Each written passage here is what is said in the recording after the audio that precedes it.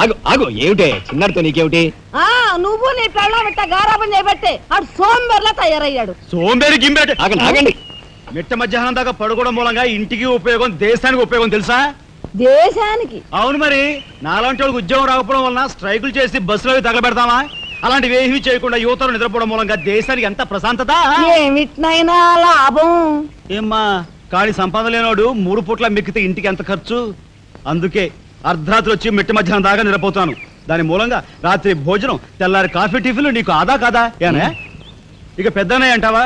వాడు మధ్య తరగతి మనిషి, బోడు బరువు బాధ్యతలు ఉంటాయి, 10 మందికి సమాధానం చెప్పుకోవాలి కాబట్టి పొద్దునే లేవాలి. ఇక సీతమ్మ లాంటి వదిలంటావా? ఇంటి చాకరీ బోర్డు అంత ఉంటుంది, ఆవిడ పొద్దునే లేవాలి.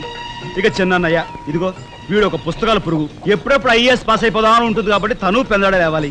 ఇక చిన్నపిల్లలు పొద్దునే ఆడుకోవాలి, చదువుకోవాలి కాబట్టి వాళ్ళు పెందడే లేవాలి. నువ్వు నేను ఎందుకే పెందడే లేవటం? నా మాట విని నాయనమ్మా, నువ్వు నాతో పాటు అర్ధరాత్రి వరకు గాలి తిరుగుడు తిరిగి ఇంటికి వచ్చి నిద్రపోయి లేటుగా లేచావనుకో, ఇంటికి ఖర్చు తగ్గుద్ది, నాకు నీ నస తగ్గుద్ది. ముదిరిపోయావురా చిన్నబాబు, నీళ్ళు తోడుతున్నా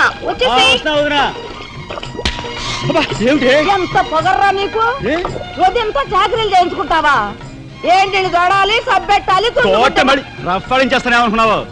నువ్వు చేయాల్సిన పనులు ఉదయంతో చేస్తావు, నేను నిన్ను కేకలు పెడతావు అనుకుంటే నువ్వు ఎదురొస్తావా?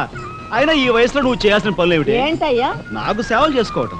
ఏంటి? తాతయ్యకి ఎలాగో సేవలు చేయలేదు, నాకు సేవలు చేసుకో. దేవుడు మెచ్చి నీకు స్వర్గ దూరాలు తెలుస్తాడు.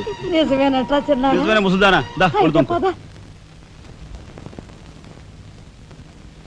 పెద్దాడా, ఇల్లు అమ్మేయటానికి తీర్మానించుకున్నావా? అమ్మకి తప్పేటట్లేదు నానమ్మా.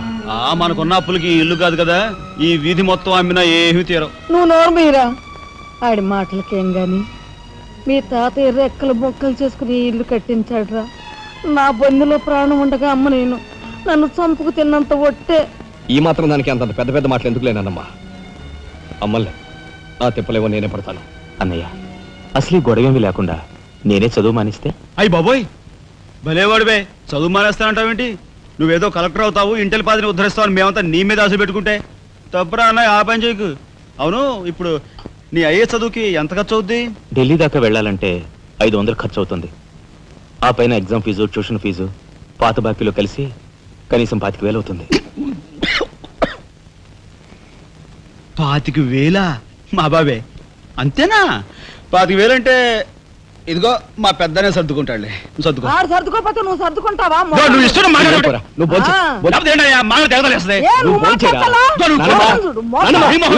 ముందు వాడి బొంచని బొంచని. రే రాఘవా,